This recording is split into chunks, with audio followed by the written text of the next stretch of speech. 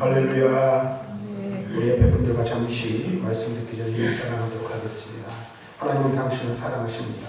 하나님은 당신을 사랑하십니다. 당신이 있어서 참 행복합니다. 당신이 있어서 참 행복합니다. 참 잘 오셨습니다. 참 잘 오셨습니다. 우리 가정에 계셔서 가정에서 예배 드리시는 분들도 예배 자리에 잘 나오셨습니다. 오늘 저는 함께 마가복음 9장 29절 한 절 말씀을 읽었는데요. 이 말씀을 통해서 기도밖에 없습니다 라는 제목으로 함께 하나님의 말씀을 나누고 또 우리가 하나님 앞에 영광 돌리기를 원합니다. 오늘 우리는 이 세상을 살아가면서 수없이 많은 문제들을 만나고 문제들 앞에 직면하게 됩니다. 그런데 우리가 참으로 지혜로운 사람은 문제를 만나게 될 때 단순하게 그 문제를 해결하기 위해 급급해 하기보다는 그 문제를 통해서 많은 것들을 깨닫고 배우게 된다는 사실을 우리는 알게 됩니다. 단순하게 지금 당장 내 앞에 닥친 크고 작은 문제들을 해결하는 것, 그것도 중요하지만 그 문제를 통해서 많은 것들을 배우고 또 내게 왜 이런 문제가 왔으며 또 다음번에 이와 같은 문제들을 만났을 때 내가 어떻게 해야 되는가, 그것을 깨닫는다면 그보다 더 지혜로운 인생이 없을 것이라는 생각을 하게 됩니다. 사실 우리 인생이라는 것은 태어나면서부터 태어난 그 순간부터 인생을 살아가는 동안 이 세상을 떠나는 그 순간까지 수없이 많은 문제들을 만나게 되고 그 문제들로 인해서 어려움을 겪게 되어 있습니다. 그래서 이 세상을 사는 사람들 중에 문제 없는 사람, 문제를 만나지 않는 사람, 어려움을 겪지 않는 사람은 단 한 사람도 없을 것입니다.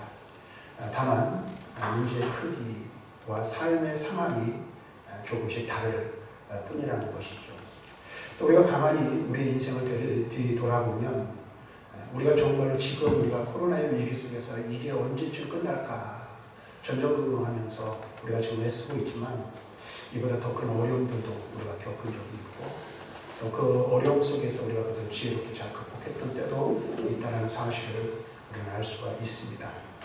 그러니까 지금 만나는 이 문제들, 또 우리가 가지고 있는 여러 가지 많은 문제들은 우리 인생에서 뗄래야 뗄 수 없는 것이라는 사실을 우리가 먼저 인식하는 것이 무엇보다도 중요하다라는 것이죠. 여러분은 지금 우리가 당하고 있는 코로나의 위기 말고도 삶을 살아가면서 여러 가지 많은 문제들을 지금까지 경험해왔고 또 이것 말고 다른 문제들이 여러분들의 삶을 힘들게 하고 어렵게 하고 있는지도 모르겠습니다. 우리가 흔히 말하는 육신의 문제, 질병의 문제, 또 자녀의 문제, 물질의 문제, 또는 우리가 경영하는 사업의 문제, 지난 시간에도 말씀드렸지만 코로나로 인해서 자영업자 하는 분들이 굉장히 많은 어려움을 겪고 있거든요. 또 학생들의 학업의 문제, 또는 우리의 인생 속에서 또 우리를 힘들게 하는 것 중에 하나는 사람과의 관계 속에서는 그런 문제들 등 여러 가지 많은 문제들이 있습니다. 그러나 우리가 분명하게 깨달아야 할 것은 이 문제, 우리가 가지고 있는 것은 영원하지 않다라는 사실이죠. 언젠가 해결이 되고 또 이 문제를 잘 지혜롭게 지나가게 된다는 것입니다. 지금 우리가 겪고 있는 이 코로나의 문제도 벌써 지난 12월 중국에서 시작된 것까지 이야기를 한다면 벌써 한 10개월 정도 우리가, 그리고 적게는 한 8개월 정도 이 문제로 인해서 굉장한 어려움을 겪고 있지만 이 문제도 곧 해결될 줄로 믿습니다. 우리가 사실 분명히 알아야 돼요. 근데 문제를 만날 때 앞에서 말씀드린 것처럼 문제를 만나고 그 문제 때문에 힘들어하고 괴로워하는 것도 중요하지만 그 문제를 통해서 우리가 깨달아야 할 것, 배워야 할 것들이 있다는 사실이죠. 우리 앞에 놓여있는 이 문제를 가지고 그 문제를 어떻게 대하느냐에 따라서 지혜로운 자가 될 수도 있고 그렇지 못한 삶을 살 수도 있다라는 사실을 우리는 알아야 한다는 것입니다. 오늘 우리가 다 읽진 않았지만 마가복음 9장에 보면 한 사람이 등장합니다. 이 사람들 인생에서 굉장히 큰 어려움을 겪고 있고 문제 앞에 서 있는 것을 보게 됩니다. 이 부분에 등장하고 있는 이 한 사람의 문제는 무엇입니까? 17절과 18절 말씀을 보면 이 사람의 문제는 그의 아들의 문제였습니다. 근데 이 아들이 어떤 문제를 안고 있었냐 하면 귀신이 된 거예요. 귀신이 들려 벙어리가 되었고 또 이 귀신이 강력하게 역사를 하면 이 아들의 육신이 거꾸로 지고 거품을 흘리며 이를 갈고 팔이 갈죠. 쉽게 말하면 힘이 쫙 빠져서 아무것도 할 수 없는 기진맥진한 그런 상태에 이르게 되었다라는 것입니다. 여러분 한번 생각해 보세요. 그러한 자녀를 준 아버지의 마음, 우리 부모의 마음이 어떠했을까요? 아마도 이 아버지는 그랬을 거예요. 차라리 내가 아팠으면, 차라리 내가 이 아들을 대신해 이와 같은 문제를 겪었으면 하는 그런 마음이 왜 없었을까요? 여러분들의 마음도 마찬가지 될 거라고 생각합니다. 그런데 오늘 이 말씀을 보면 우리가 주목해야 될 것 하나가 있습니다. 이 아버지가 이 아들이 병이 들고 귀신이 들려서 굉장히 고생을 하고 있을 이때 어떻게 들었는지 예수님의 소문을 듣고 예수님께로 나아왔다는 사실입니다. 한번 여러분 생각해 보세요. 병이 든 아들, 병이 든 자식이 집에 있어요. 가족 중에 누군가가 병들어 고통당하고 있어요. 그러면 여러분들 같으면 어떻게 하시겠습니까? 그 질병을 고치기 위해서 수없이 많은 노력을 하는 것이 당연하지 않겠습니까? 아마도 이 아버지도 백방으로 노력했을 것이 틀림이 없습니다. 그런데 오늘 우리가 이 말씀을 통해서 우리가 생각할 수 있는 것은 무엇입니까? 이 아버지가 예수님께로까지 나왔다라는 이 말은 무엇을 의미할까요? 지금까지 수없이 많은 노력을 기울여 아들이 안고 있는 이 문제를 해결해 주려고 애써봤지만 이 세상에서는 그 어떤 노력으로도 그 어떤 방법으로도 이 아들이 가지고 있는 문제를 치료하거나 해결할 수 있는 방법을 찾지 못했다라는 사실을 우리는 알 수가 있습니다. 그렇습니다. 왜 그러더라? 우리 인간에게는 능력의 한계가 있기 때문에 그렇다라는 것입니다. 우리의 노력에 한계가 있다라는 것입니다. 그래서 어떤 문제는 우리의 힘과 우리의 노력을 기울여서 해결해 볼 수도 있고 또 문제를 넉넉하게 해결해서 잘 이기는 경우도 있지만 어떤 경우에는 우리가 아무리 노력하고 애써봐도 우리의 힘으로 할 수 없는 일들이 이 세상에 너무나도 많이 있다라는 거예요. 그래서 누군가가 손 내밀어 주지 않냐고 누군가가 나를 도와주지 않으면 할 수 없는 일들이 이 세상에는 너무나도 많이 있다라는 것입니다. 우리 문제를 만날 때 이런 방법 저런 방법을 다 끌어다 해결해 보려고 노력합니다. 그렇죠. 그런데 여러분 보세요. 우리가 그런 수없이 많은 문제들을 만나게 되는데 그 가운데서는 해결할 수 없는 문제들도 만나게 된다는 거예요. 그래서 그와 같은 문제를 만나게 되면 우리는 불가능함에 직면하게 되고 그 앞에서 우리 인간의 나약함과 연약함을 깨닫고 철저하게 무너져 내릴 수밖에 없는 거예요. 그래서 실망하고 포기할 때가 얼마나 많이 있습니다. 근데 이게 비단 이 아버지의 문제만 아니에요. 성경을 보면 마가복음 5장에도 한 병자에 대한 이야기를 우리들에게 해주는 것을 볼 수가 있어요. 마가복음 5장에 보면은 이 한 독특한 사건이 기록되어 있습니다. 해당장에 와서 예수님께 질병을 치료줄 것을 그 딸의 병을 고쳐줄 것을 청원해요. 그래서 그 해당장의 집으로 가는 도중에 어떤 일이 나타납니까? 이 예수님의 뒤에 손을 대는 그 일이 여인의 부정한 일이 손을 대는 그런 것을 볼 수 있어요. 마가복음 5장 25절과 26절을 보면 이런 말씀이 기록되어 있습니다.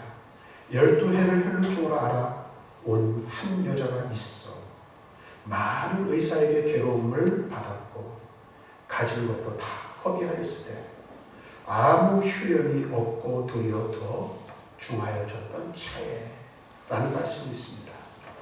혈루증이라는 것은 하혈을 하는 것을 의미해요. 부인병이죠. 부인과 질환이에요. 근데 이 부인과 질환, 하혈을 계속 하는데 몇 년을 하혈을 하냐면 12년을 하혈을 하는 거예요. 여러분 보세요. 피를 계속 쏟으면 어떻게 될까요? 빈혈이 오고 어지럼증이 오고 이런 제대로 거동을 할 수 없는 그런 상태에 이르지 않겠습니까? 근데 이 말씀을 보니까 12년 동안 그 병을 앓았을 뿐만 아니라 이 여자가 이 병을 고치기 위해 12년 동안 많은 의사를 찾아다닌 거예요. 명의라면 어디에 명의가 있다라고 소문만 나 있으면 거기로 아마 찾아갔겠죠. 그리고 고가의 약을 먹었겠죠. 그런데도 이 여인은 돈을 다 허비하고 모든 것을 탕진하였음에도 불구하고 그 병을 고치지 못했어요. 아무 효력도 얻지 못했어요. 그리고 도리어 어떻게 됐어요? 더 그 병이 깊어졌다 라고 말하고 있는 거예요. 긴 세월, 12년이란 긴 세월 동안 고생하였어요. 그리고 그 문제를 해결하기 위해서 12년 동안 안 쫓아다닌 데가 단 한 군데도 없습니다. 근데 그 여인에게 안겨진 것은 어떻게 해요?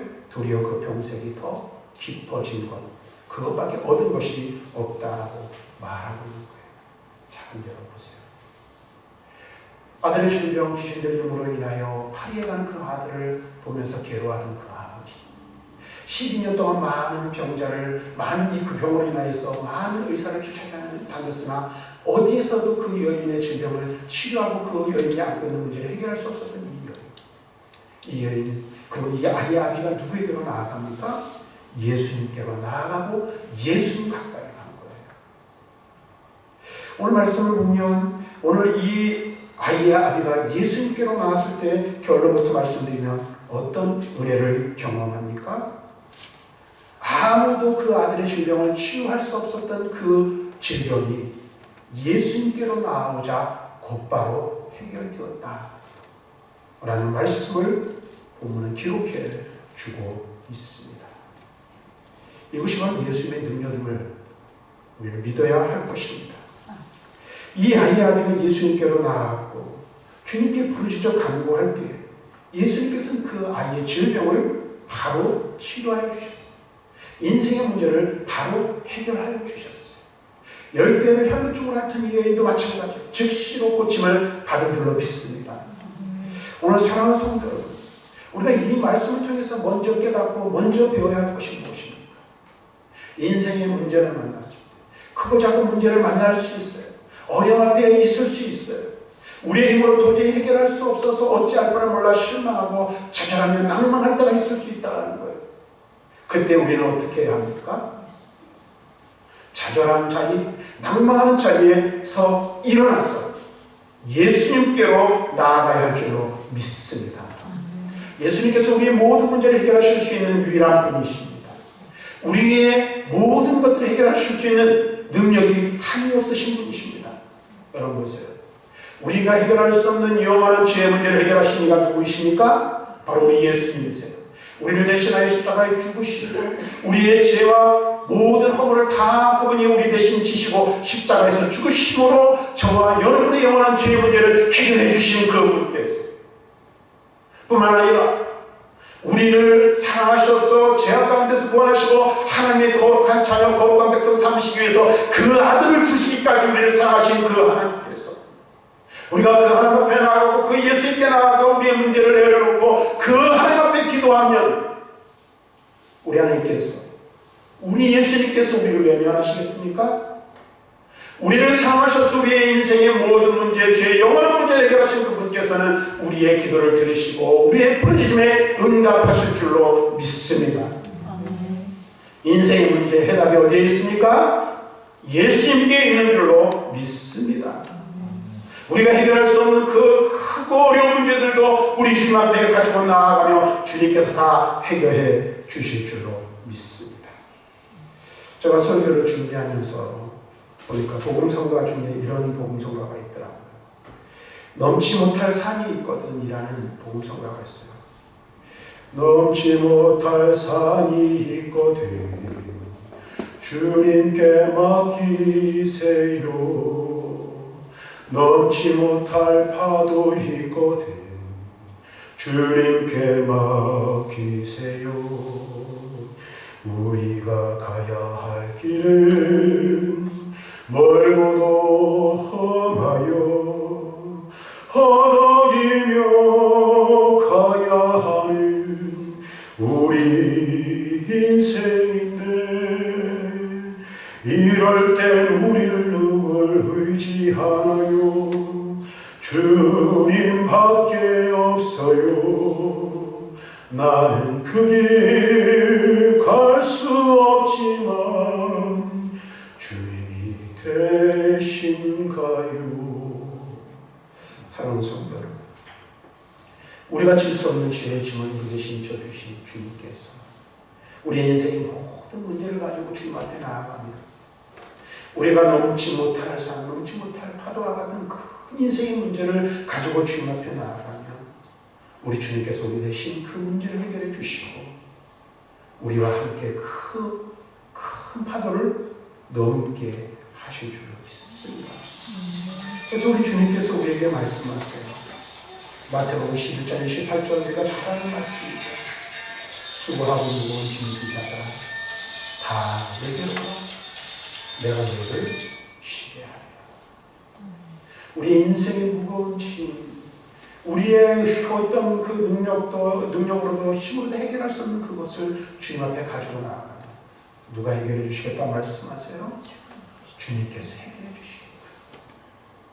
그리고 그 문제를 해결해 주실 뿐 아니라 그 문제를 인하여 겪고 있는 우리의 마음의 고통의 문제, 인생의 어려움의 문제를 통하여 있는 마음의 괴로움의 문제들을 해결해 주시고 평안을 주시고 참된 힘과 안식을 주시겠다. 우리에게 말씀하고 계세요. 계속해서 반복해서 말씀드리지만 이 코로나19의 문제를 우리가 겪으면서 우리가 해야 할 일이 있다면 여러분 무엇이라 생각합니까? 예배를 중단해야 되는 초유의 사태를 우리가 지금 경험하고 모든 일상들이 다 끊어져 버렸어요. 그리고 마치 우리의 갇힌 짐승과 같이 답답하고 힘든 삶을 지금 우리는 살아가고 있어요. 이러한 때 우리는 무엇을 해야 할까요? 불평하고 불만하고 원망하고 스트레스를 풀 수 없어서 다툼을 일으키는 그와 같은 삶을 살아요. 우리의 모든 문제를 아시고 이 문제를 해결하실 수 있는 유일하신 분은 바로 우리 예수님, 우리 하나님밖에 없다는 사실을 깨닫고 우리가 겪고 있는 이 어려움의 문제를 가지고 주님 앞에 나아가요. 지난 시간에 말씀드린 것처럼 시스기야가 이 산의 야술의 사내리방이 보낸 그 편지를 주님 앞에 하나님 앞에 내어놓고 하나님 이거 보십시오 라고 기도했던 것처럼 하나님 내 문제 아시죠? 우리들의 문제를 아시죠? 지금의 이 상황을 하나님 아시죠? 하나님만이 해결하실 수 있는 유일한 분이십니다. 이 문제에서 우리를 건지실 수 있는 분은 우리 주 예수님밖에 없습니다 라고 고백하며 우리의 문제를 가지고 주님 앞에 나아갈 줄로 믿습니다. 그때 주님께서 이 문제를 속히 해결해 주실 줄로 믿습니다. 오늘 우리가 또 하나 이 말씀을 통해서 주목해야 될 게 있어요. 오늘 우리가 29절의 말씀을 읽었는데 29절에서 예수님께서 뭐라고 말씀하십니까? 예수님과 제자들이 이제 이 아이를 평안히 아버지가 보내고 한 집에 들어가셨어요. 그때 예수님의 제자들이 예수님께 묻습니다. 선생님, 우리는 어떻게 해서 이 아이의 귀신을 쫓아내지 못했습니까? 오늘 말씀을 우리가 천천히 이 9장의 말씀을 읽어보면 예수님께서는 이미 그 해답을 이전에 주시고 계세요. 19절 말씀에 보면 믿음이 없어서 그와 같은 치유 역사가 일어나지 못했다라고 말하고 있고 3절에서는 우리 이 믿는 자에게는 능히 하지 못할 일이 없다라고 말하고 있어요. 다시 말하면 이 질병의 문제, 귀신을 쫓아내는 이 문제, 인생에서 겪고 있는 수없이 많은 문제들을 해결할 수 있는 그 유일한 해답 방법은 믿음이라는 것을 우리는 알 수가 있어요. 근데 이 믿음이 어떻게 작용하고 역사하는가? 우리의 믿음이 있음을 무엇으로 우리가 증명할 수 있겠습니까? 우리의 믿음을. 29절 보면 예수님께서 그 답을 주시고 계세요. 뭐라고 말씀하세요? 기도 외에는 다른 것으로 이런 일과 나갈 수 없다 라고 말씀하세요. 다시 말하면 이 말을 기도하지 않으면 이런 일들이 일어나는 것이 불가능하다는 사실이에요. 기도할 때에 믿음의 역사가 일어난다는 거예요. 믿음의 능력이 나타나게 된다라는 거예요. 불가능을 가능하게 하는 것이 무엇이라고 말하고 있습니까? 우리가 겪는 수없이 많은 문제들을 해결할 수 있는 유일한 길이 있다면 그것이 여러분은 무엇이라고 생각하십니까? 한마디로 말하면 믿음의 간구예요. 믿음의 간구가 바로 하나님의 능력을 나타내게 된다는 사실입니다. 믿음의 간구는 불가능을 가능하게 합니다. 그러므로 우리가 불가능한 현실의 문제나 수없이 많은 인생의 문제, 여러 가지 많은 어려움 속에서 해야 할 것들이 있다면 그 문제를 가지고 믿음으로 하나님 앞에 기도하는 것입니다. 여러분 잘 아시잖아요. 지난 시간에 제가 이 아수르의 공격에 의해서 히스기야가 하나님 앞에 하나님의 성전에 나가 기도하는 그 내용을 가지고 설교했지만 그 다음에 어떤 일이 있습니까? 히스기야가 병들어 죽게 될 것이라는 하나님의 말씀을 들었을 때에 성전 벽을 향하여 하나님 앞에 기도할 때에 히스기야가 어떤 기도 응답의 역사를 경험했어요? 15년 동안 생명이 연장되는 그런 은혜를 경험했잖아요. 죽을 사람이 살아나고 병을 고칠 수 없는 질병이 치유되는 역사가 나타나고 인생의 문제에 있어서 우리의 힘과 우리의 능력을 해결할 수 없는 이런 문제들을 해결할 수 있는 유일한 길이 무엇입니까? 바로 믿음을 가지고 기도하는 것 외에 다른 방법이 없다라는 거예요. 그럼 우리가 해야 할 일이 오늘 있다면 그것은 무엇입니까? 부르짖어 기도하는 것입니다. 우리 주님께서 우리의 기도를 들으시고 응답하시며 역사하실 것이라는 믿음을 가지고 기도하는 것입니다. 사실 여러분 보세요. 이 믿음과 기도라는 것은 서로 통하는 것이에요. 왜 그럴까요? 제가 2020년 들어서서 기도에 대한 수없이 많은 얘기를 하면서 계속해서 강조하는 것이 있어요. 누가 기도합니까? 어떤 사람이 기도합니까? 믿음 없으면 기도 못하는 거예요. 믿음이 있는 자만 기도하는 거예요. 어떤 믿음이 있어요? 하나님이 내 기도를 들으신다. 하나님이 반드시 내 기도를 응답해 주실 것이다. 하나님이 내 사정을 하시고 내 형편을 하실 것이다. 그리고 내 사정과 형편을 알면 하나님께서 내 형편과 처지를 돌아보시고 나를 이 위기에서, 이 문제 가운데서, 이 어려움 가운데서 나를 건지시고 보내시며 지금 내 앞에 놓여 있는 이 문제를 해결하실 수 있는 하나님 오직 그분밖에 없다. 그 믿음이 있는 자가 기도하는 거예요. 그래서 믿음이 없는 자는 기도하지 않습니다. 그래서 기도란 문제를 가지고 믿음으로 주님 앞에 나아가는 거예요. 그래서 우리가 이 말씀을 말할지는 모르겠지만 야고보서 5장 15절과 16절 말씀에 보면 우리가 잘 아는 말씀인데 이렇게 말하고 있어요. 야고보 기자는 믿음의 기도는 병든 자를 구원하리 주께서 그를 일으키시리라. 혹시 죄를 범하였을지라도 사하심을 받으리라. 그러므로 너희 죄를 서로 고백하며 병 낫기를 바라여 기도하라. 의인의 간구는 역사하는 힘이 큽니다. 믿음의 기도는 병든 자를 구원하고 의인의 간구는 역사하는 힘이 크다고 말했는데 그 의인이 누구입니까? 그 의인이 누구예요? 믿음의 사람이에요. 오늘 우리가 사실 분명히 알아야 돼요. 다시 말하면 믿음을 가진 자만이 기도하며 문제 해결의 은혜를 경험하게 된다는 사실을 우리는 분명하게 기억해야 돼요. 이 위기 속에서. 이 엄중한 이 큰 위험한 사태 속에서 우리가 할 수 있는 일이 있다면, 해야 할 일이 있다면 그것은 무엇이에요? 우리 하나님만이 이 문제를 해결하실 수 있는 유일한 사실을 믿음으로 고백하고 그분께 이 문제를 가지고 나아가는 거예요. 여기는 저와 여러분들이 기도해야 돼요. 가정에서 기도하고 머물러 있는 그곳에서 기도해야 돼요. 수시로 주님 기도해, 주님께 기도해야 돼요. 주님 문제 해결해 주세요. 이 어려움 해결해 주세요. 모일 때마다 기도하고 흩어질 때마다 기도해야 돼요. 있는 그곳에서 우리는 기도해야 되는 거예요. 마치 오늘 본문에 얘기하는 아이의 아버지가 자기 믿음이 부족하고 연약함에도 불구하고 예수님께로 나아갔던 것처럼 우리 그래야 된다는 거예요. 하나의 이야기를 잠깐 하고 말씀을 정리하도록 하겠습니다. 이런 이야기가 있습니다. 오늘날 어떤 옛날 이야기인데 어떤 방직 공장이 하나 있었어요. 근데 이 방직 공장에 새로운 기계를 하나 들여놓게 되었습니다.